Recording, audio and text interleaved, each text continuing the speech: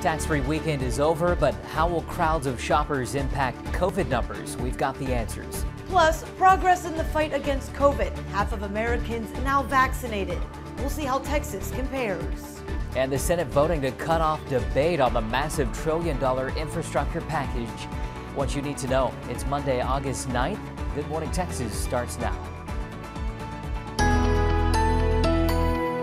As the country continues to deal with the surge in coronavirus cases, the Biden administration hoping to get full FDA approval for vaccines later on this month.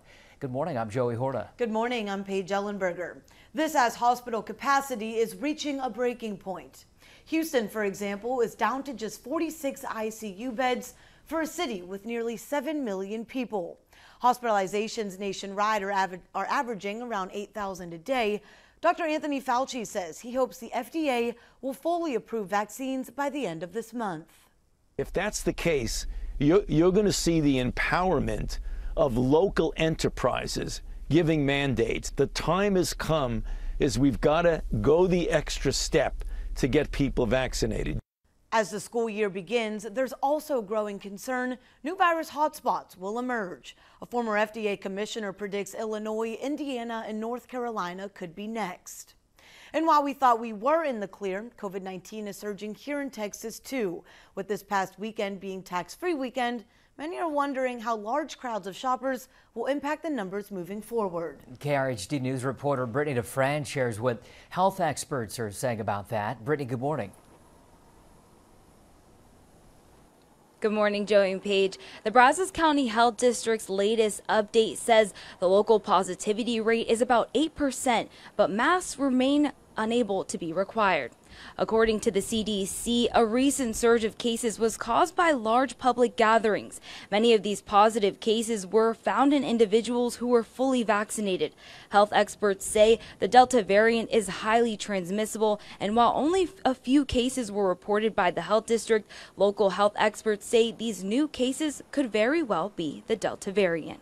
With the tax-free weekend, activities going on and stores likely to be more crowded, I definitely think there's a high risk for there to be more cases and possibly contribute to the current surge that's going on. According to health physicians from Signature Emergency Center in College Station and Bryan, they're currently witnessing a surge in and believe this will be here for the next 3 weeks. The CDC's numbers show 45% of the 12 and older population is fully vaccinated in Brazos County. In Bryan, Brittany DeFran, KRHD News. Thanks, Brittany. And at this hour, hospitals in places like Houston are facing what they're calling a fourth wave of COVID-19. Now, Texas Congresswoman Sheila Jackson Lee is calling on Governor Krhd At to use federal aid to help hospitals overwhelmed by COVID-related patients. The only request that we have from the state of Texas are 5 mortuary trailers, and that is to take the dead bodies of those who have died and succumbed to COVID. We are back 1 year ago. Houston hospitals seeing a shortage of bed space now. They have tents to prepare for the surge. Local hospitals also seeing a shortage of nursing staff. A poll shows most Americans support the CDC's new mask recommendations for schools. The survey indicates 61% agree with it. About a third oppose the mask recommendations, and 55% want to see masks back in schools. Right now, 15.3 million Texans have received their first dose of the COVID vaccine, and more than 12.8 million are fully vaccinated this morning. The White House says half the population is fully vaccinated, and it took about 9 months to get to this point. The CDC says about 464,000 people a day are getting a shot. That's the highest pace since June 19th. Lawmakers are closing in on a bipartisan infrastructure deal. The Senate set to reconvene this afternoon after voting last night to end debate on the deal. It's the final hurdle to passing the bill before it moves on to the House. Britt Conway takes a look at what's next. Compromise on Capitol Hill. Progress for the Infrastructure Investment and Jobs Act. Better roads and bridges, better ports and airports, a better future for our economy. among other things like technology, climate-related measures, manufacturing, research and development. We are within days, possibly within hours, of seeing this historic legislation. In an unusual weekend of Senate action, lawmakers took up the massive $1.2 trillion bill, and by Sunday night, they voted 68 to 29 to end debate on the package. Democrats needed at least 10 Republican votes. They got 18 from these states. Today, there will be floor speeches on the deal, with the final Senate vote expected early Tuesday morning. Then the Senate will shift their attention to the $3.5 million budget resolution. It's the second part of this two-track budget reconciliation package to advance the White House's sweeping economic agenda. House Speaker Nancy Pelosi says the House won't take up the bill until that part is done. To build not only the physical infrastructure, but the personal infrastructure. A recent poll from Quinnipiac University shows 65% of people support an infrastructure bill. But even with support from Americans, the bill faces an uncertain future in the House, which won't be back in session until September. I'm Britt Conway reporting. Back here in Texas, an investigation is underway after a shooting in South Padre Island leaves 3 women dead. Officers responded to a condo on Saturday night where they found the women's bodies. Police say all 3 are from the Houston area. A 23-year-old man is currently in custody in connection to the deaths after he called police, then turned himself in. He has not yet been charged. We're going to change gears now and talk about what's going on with our forecast. Josh, good morning. Yeah, it's going to be a hot one across the Brazos Valley and across the Lone Star State for that matter. Temperatures already kicking off this morning near 80 degrees, and if not, it feels like you're near 80 degrees outside. So it's going to be a warm and sticky day out there. That's why we have a heat advisory in effect for our northern counties. That does include Milam, Robertson, and Leon County, the shaded there in the pink. It also stretches up into central Texas and even into north Texas. That's because we're expecting heat indices to exceed 105 at times. So that temperature that feels like to your body, that's what's going to be getting above 105, and that's dangerous heat that's in place. Now notice the rest of the Brazos Valley not under it. I want you to go ahead and play like you are though, because the heat's going to be here regardless. It's just, it may be a hair below the advisory criteria for the Houston office, which is including the Brazos Valley. Now there's no showers to speak of. Wouldn't surprise me if we see one later on this afternoon though. We'll walk you through time here on Future Track, and I think that best chance going to be towards the I-45 corridor, so many of you end up missing out on that. Call it about a less than 20% chance. Then we head into tomorrow, and the sea breeze may get a little bit more active, so we'll bring in a 20% chance of rain tomorrow, but regardless, it's just going to stay downright hot through most of the week. Small rain chances try to work in through the middle of the week. That may bring us a little bit better chance of rain, but notice this is very light in nature, and so our rain chances stay fairly low, and that means the heat just continues to build on in. 95, 97 degrees later on today. Normally should be around 97 this time of year. So even though this is going to be a hot day, it's going to be your typical August heat that's in place. And then tonight we dip down into those mid 70s. As you take a look at that 10-day forecast, we call officially for a high of 97 later on today, or 95 rather. 20% chance of rain Monday and Tuesday, 96 on Wednesday, and then look at these temperatures just staying in the mid to upper 90s, taking on through the rest of the week. 94 maybe by Monday as we get a little bit more cloud cover in, but regardless, looks like the heat, the humidity is here to stay.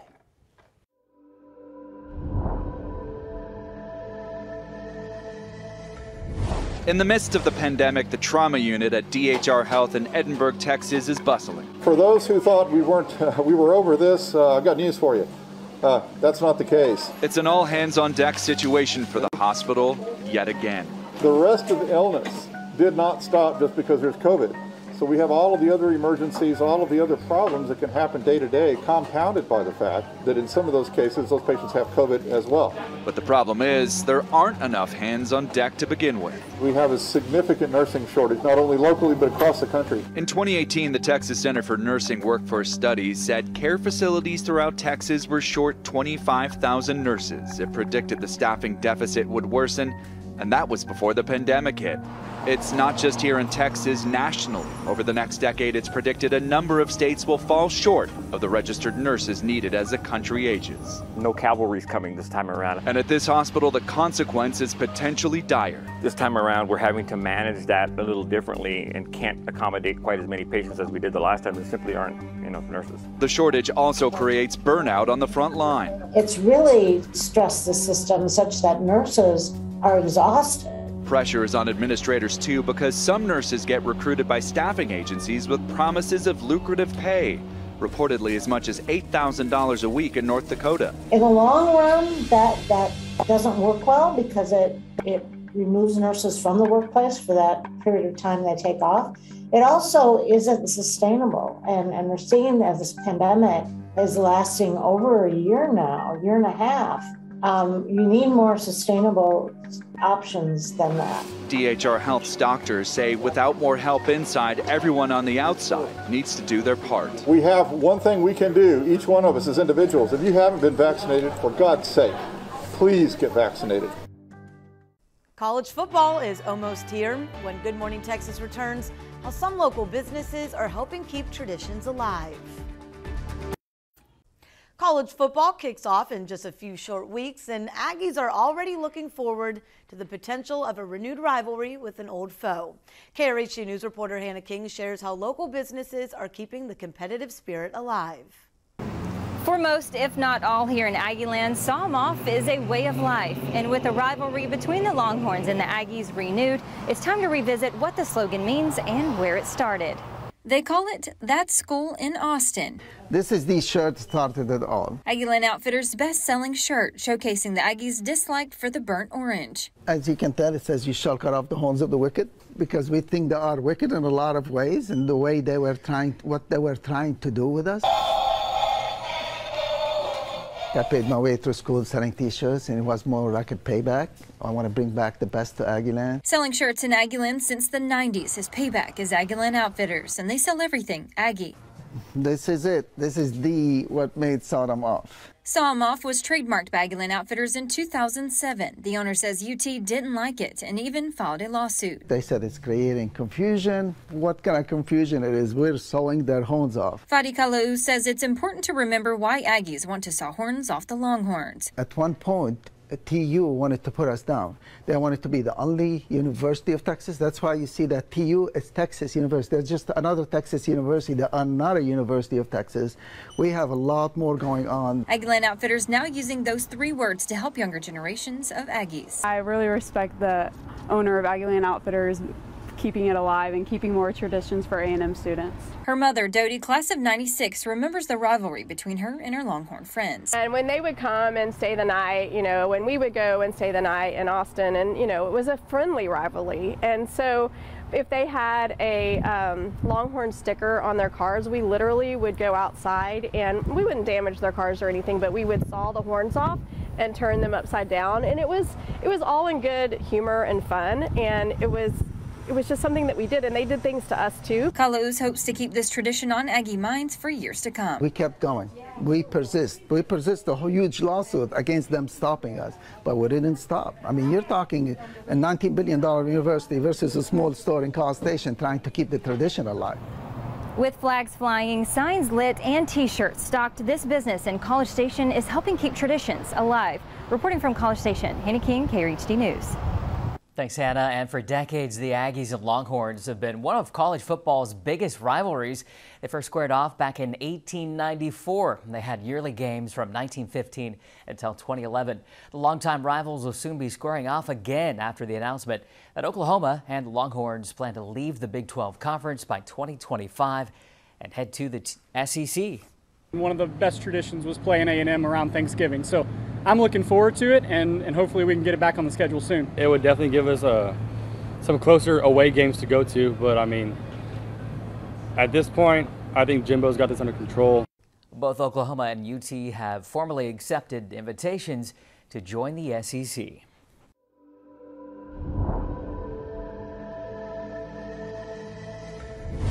New data sheds light on how ending additional federal unemployment assistance is affecting the job market. The line has been, because of the generous unemployment benefits, that it's a major factor in labor shortages. Americans want to work.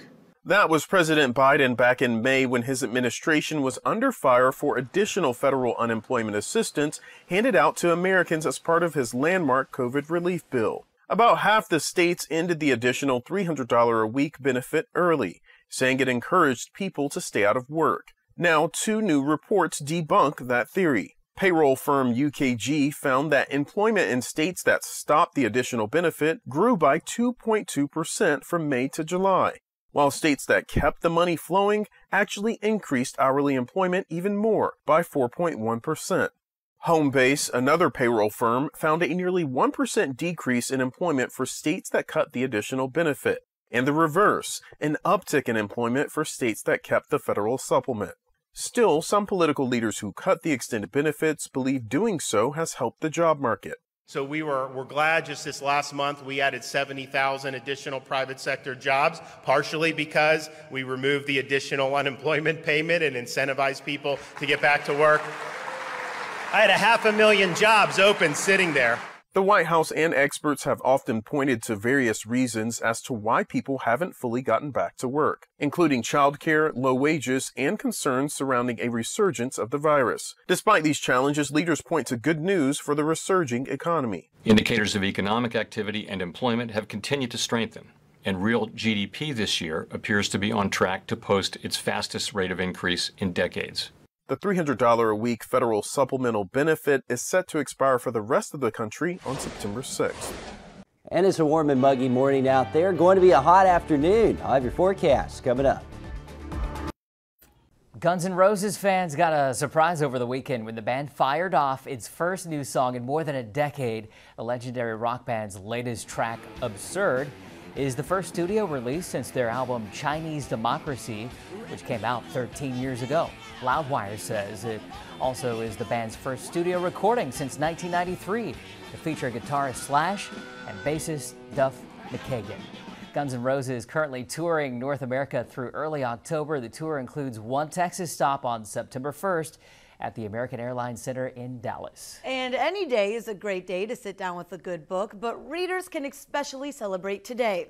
Why? Well, because it's National Book Lovers Day. So put down your smartphones and pick up a book. Now, unless you're reading an ebook, which counts too. So guys, my favorite books that have been my go-to recently are any Colleen Hoover books. So I'm interested, what are some of your favorite books? That's a good question. I'm gonna have to get back to you on that. Green Eggs and Ham. I like Dr. Seuss. There you go. How about that? Classic. I kind of stopped reading after that point. Right. Right. This is you're reading right now. I'm reading right now. I knew all this by heart, Josh. What are you talking about? I read the Hank the Cowdog books. That's what I read. Oh yeah. There you go. Okay. What are you telling us about weather today? What's in the forecast? It's going to be a hot one. You're going to have to come up with more words to say how hot it is because temperatures are in the lower 80s already outside, upper 70s across parts of the Brazos Valley.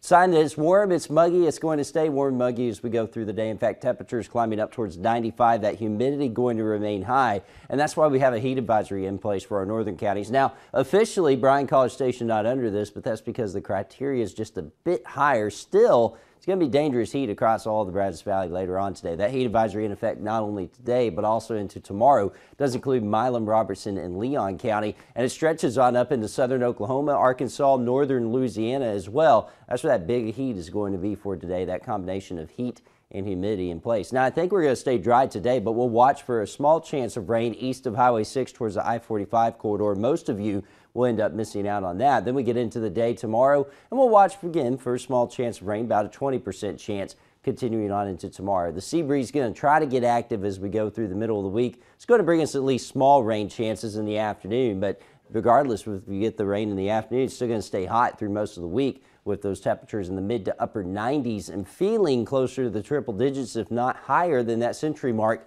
as we go through the rest of the week. 95 Bryan College Station today, 96 in Calvert, 93 in Centerville, 95 Brenham and Navasota. Normally should be around 97 this time of year, and we have been as hot as 107 in 1962. Thankfully not seeing that heat, but still it's going to feel like it's near 105, 106 later on this afternoon. Tonight we don't cool off much, down to the mid 70s, maybe a bit cooler in some of our northeastern counties. Regardless, it is going to stay toasty here. 95 for your Monday, 78 overnight into Tuesday, 95 Tuesday, 96 coming up on Wednesday. And as you look at the rest of that 10-day forecast, we're talking about mid to upper 90s taking you on through the rest of the week, on into the weekend, 96 to 95 Saturday and Sunday. Maybe a bit of a cool down to start off next week with a little bit more cloud cover in place, but still, we don't drop below 94. It's hot. It's in the middle of August. This is normal. Okay, back to our old tricks again. Josh, thank you.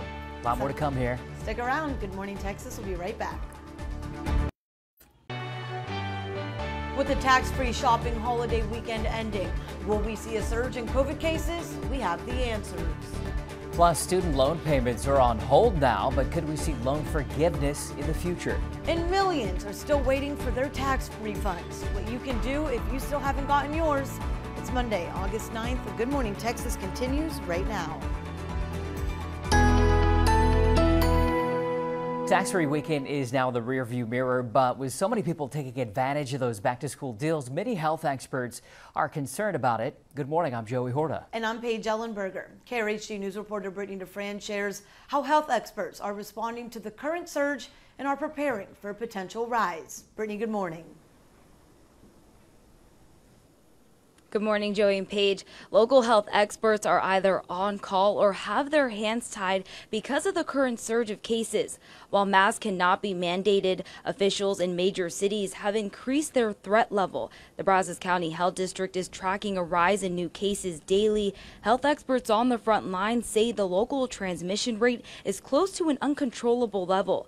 Doctors continue to advise the public to wear masks and get vaccinated. We know that these things work and these can decrease transmission, and it's irresponsible. It's a threat to the health of Texans, and it is completely against science and public health knowledge. According to the CDC, a recent surge of cases was caused by large public gatherings among some who were vaccinated contracted the virus. But Dr. Jason McKnight would like to reiterate the two main purposes for the vaccine were to prevent hospitalizations and deaths.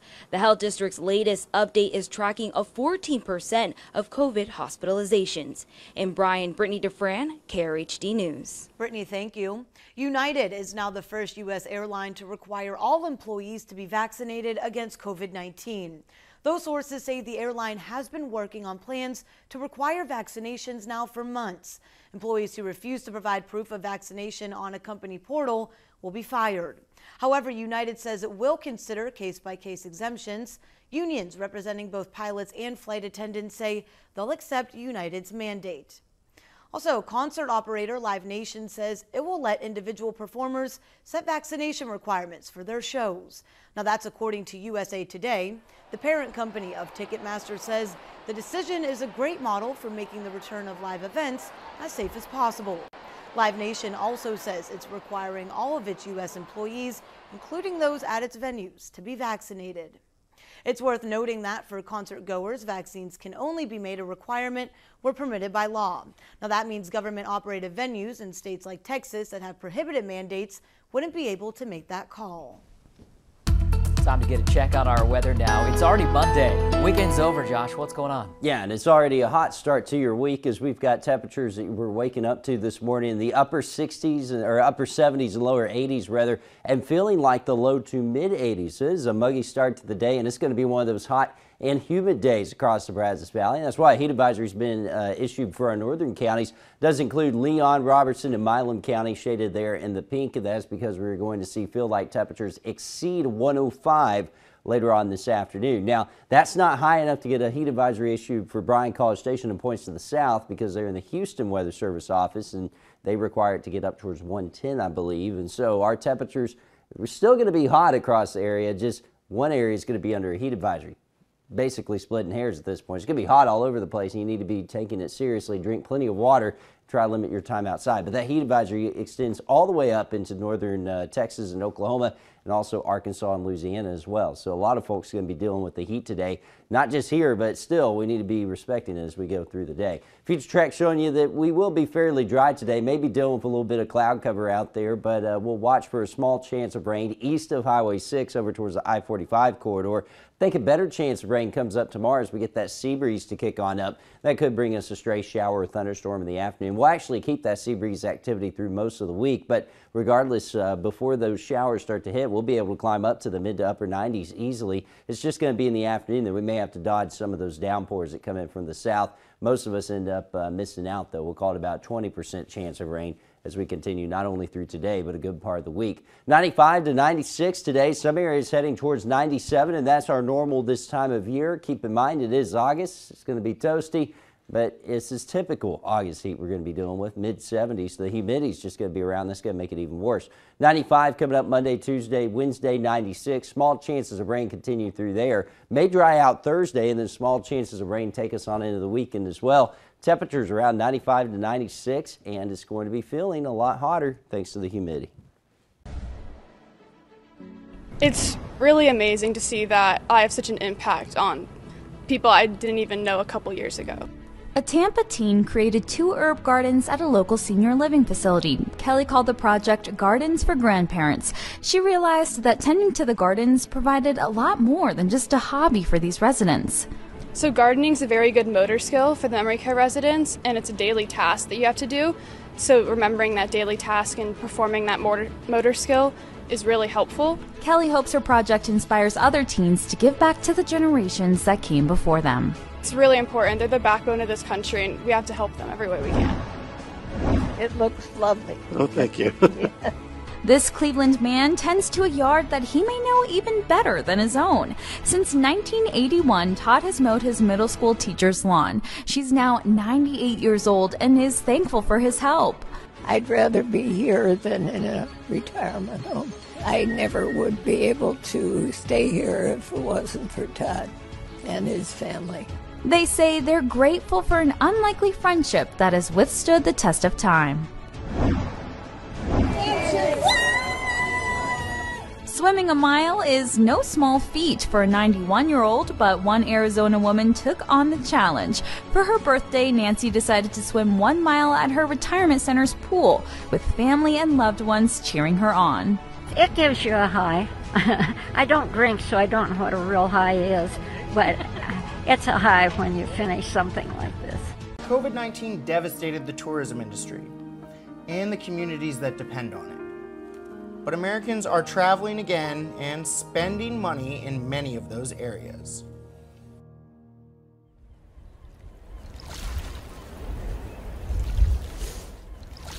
Tourism is a lot like waves. It ebbs and flows. Sometimes it's calm and subtle, but sometimes it crashes over you.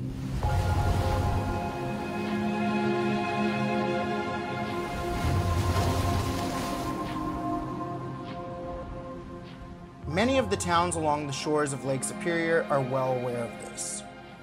Grand Marais is no different. This North Shore area is a jewel. It's a place that we brag about here in Minnesota. It's just the high cliffs, Lake Superior, the inland lakes, the boundary waters. There's so much to see. So a lot of folks have come out to reconnect with themselves and nature, and we've been really, really busy. Rochelle Christensen owns the Skyport Lodge with her husband. It's a bar, restaurant, boat rental, cabin rental, all-in-one summer vacation spot. Rochelle and her husband have been through it all during the pandemic. I remember that day well, as many business owners do, when we got word from our governor that we needed to shut down and just offer to-go food primarily. That didn't last long, as Skyport closed its doors for a few months as business ground to a halt. The U.S. lost almost $4.5 trillion in the travel industry in 2020. That resulted in the loss of almost 62 million jobs as well. But travel is rebounding in 2021. U.S. Travel Association expects spending on travel to rise almost 25% over 2020. This can be an especially big deal for rural areas that rely on tourism for their economy. Places like Hot Springs, Arkansas have seen tourism tax collections rise by nearly 150% since 2020. Our economy is a primarily 90% tourism-based economy. Kirsty Vick works for Visit Cook County. She knows how important tourism is for the area. Everybody is impacted by tourism in some way, shape, or form in Cook County, and so it's become something that we're used to. Where it was something that was noticed and missed in those months that we were closed. While Cook County was able to end 2020 with some strong numbers, Kirsty says one group that was hit particularly hard was musicians.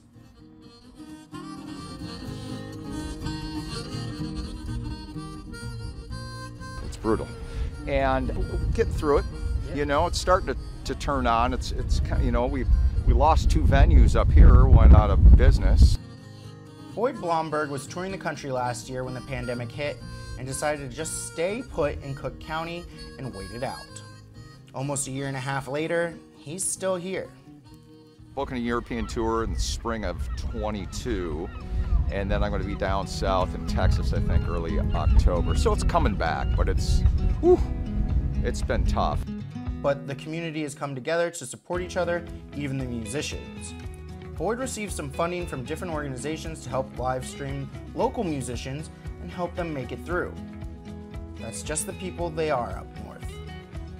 That is one thing, the community, that keeps me here, is just the kindness and the camaraderie. And it is true, these businesses, business owners, the folks in the industry, like, we all get it. We all support each other and understand the climate here.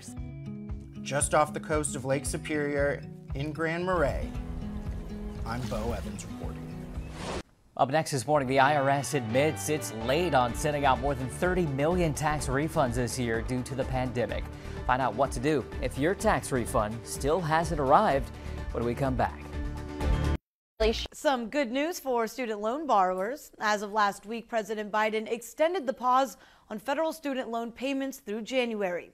But what are the chances some of that debt will actually be forgiven? Joe St. George takes a closer look.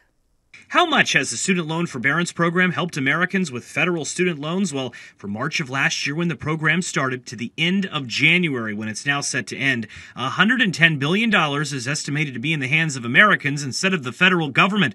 The no payment pandemic policy has helped those with debt who are out of work especially. And for those who never lost their job, it's resulted in a bit more spending to jumpstart the economy. The White House indicating over the weekend this will be the last extension. And come the beginning of February, all Americans should be prepared to pay their loans again. While it's possible the president extends it one more time, just like he has done with the eviction moratorium, a bigger question is, will student loan forgiveness take place this year? Many progressives want the White House to do it unilaterally. Many conservatives say that would overstep presidential authority. Speaker Nancy Pelosi, the most powerful Democrat in the House, made news with this answer in a recent press conference. People think that the President of the United States has the power for debt forgiveness.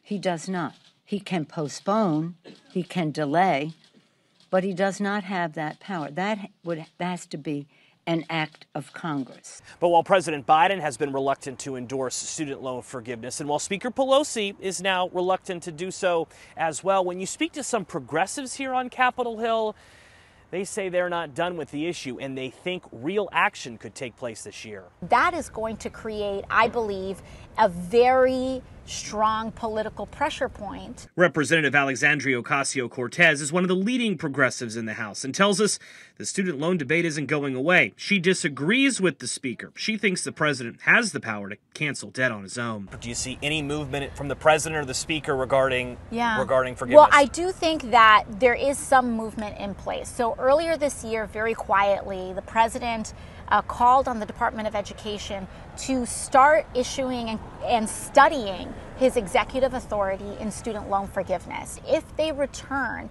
with the conclusion that the president has the legal authority, which we know and believe that he does have, I think that'll be a significant step forward. While the White House continues to review what presidential authority President Biden has, the House of Representatives and Representative Ocasio-Cortez will become increasingly influential in the coming days. Debate on that bipartisan infrastructure bill, as well as a separate partisan spending package, is expected to take place in that chamber soon. Student loan forgiveness will potentially be part of the conversation. In Washington, I'm Joe St. George. If you filed your tax return months ago, but you're still waiting for your refund now, you're not alone. Millions of Americans still have not received theirs. Consumer reporter John Matarese looks into the delays so you don't waste your money. I've been hearing from more and more viewers lately asking why they haven't received their tax refund yet. Well, we're finally learning some of the reasons why. The Don't Waste Your Money inbox has been filling up with emails from frustrated taxpayers like Mike Seenenman and Carol Abel. They ask, where is my refund? Gone to their where's my refund site multiple times, and every time the answer is still pending. It did finally say, we have your return, but we're still working on it. Cynthia Jenkins says her son has been hit with a double whammy. He's been waiting on that and his stimulus. He's never got either one. With the pandemic and labor shortage, you might expect the IRS to be behind on processing paper returns this year. But the agency now admits it's woefully behind on both paper and some electronic returns. The agency's just admitted it has a backlog of 35 million unprocessed returns. It blames staffing issues, new tax laws, stimulus checks that all go through its computers. The IRS says your refund could take extra time if you filed for the Earned Income Tax Credit, requested a missing stimulus check, were unemployed last year, or were a victim of unemployment ID theft. It suggests you keep checking where's my refund at irs.gov, though Cynthia, Carol, and Mike are losing patience. It's money that we definitely can use. You can also try calling the IRS, but unfortunately less than 10% of people have been able to get through. So always don't waste your money. I'm John Matarese.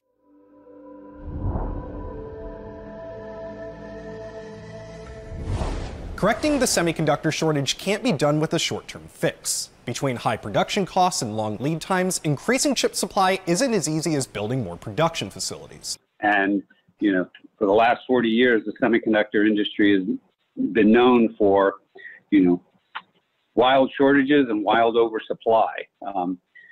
You can't really build a small factory, so you got to build this mega factory. Semiconductor fabrication plants, also known as fabs or foundries, take billions of dollars and years to construct. Designing and constructing chip parts, known as wafers, is a months-long process that includes heating silica sand to over 3,000 degrees Fahrenheit. TSMC has announced something in Arizona, and it's already broken ground for that. Intel is expanding in Arizona.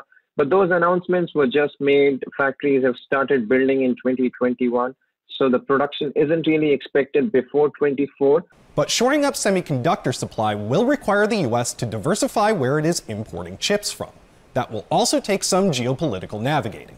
Now, with these few minimal fabs coming up, this will basically help U.S. to retain its worldwide production percentage, right? So the production percentage from U.S. is about 11 to 12%. With these limited new foundries, the capacity addition would just help it retain or maybe add a percentage point or so. I don't see a competition kind of an environment where everybody sings Kumbaya. That's why if you look around, we only talk about US, Taiwan, China, Korea, Japan a little bit. India is getting into the mix. European Union is getting aggressively into the mix. I mean, pretty much everybody knows the importance of it. And the heat's going to be on today. I'll have the latest on a hot forecast coming up. Welcome back. President Biden now among Disney's Hall of Presidents. The commander-in-chief made his animatronic debut this week at the attraction in Orlando, and the president himself recorded audio of his oath of office, which is used in the attraction. The Hall of Presidents has been featured at the Magic Kingdom since opening day, way back in 1971. Pretty cool to see those guys moving around. It's neat. I like it. Crazy. The last time I've been to Walt Disney World was so long ago that I think when I just passed that one up as a kid, I don't remember seeing the Hall of Presidents. Well, it's nice in the summertime because they got the AC going in there. Yeah. Get a little break. Always good to go inside rather than stay outside. Which is kind of what we're doing right now here at home. Yeah.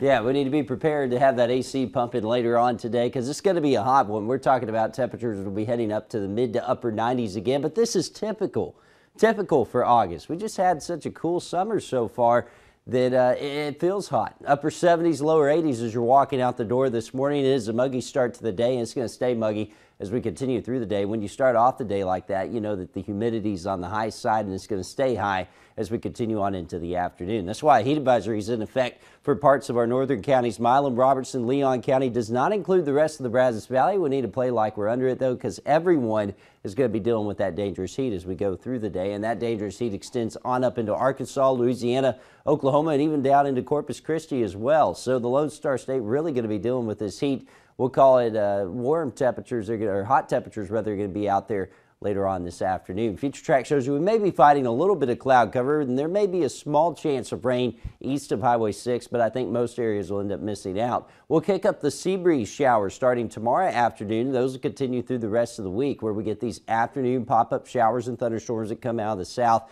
But regardless, they take a while to get here, and so we deal with the heat for most of the afternoon. You'll notice a small little chance of rain continuing as we get Gulf flow coming back in, going through the rest of the week, and that's only about a 20 to 30% chance of rain, though. Not expecting widespread rain by any means. 95, 96, 97 later on today. Normally should be around 97 this time of year, and we have been as hot as 107 in 1962, and then tonight, dipping down into those mid-70s. It is going to be a muggy start to the day tomorrow as well. Call for 95 officially today, 20% chance of rain. We'll continue that into tomorrow, Wednesday, 96.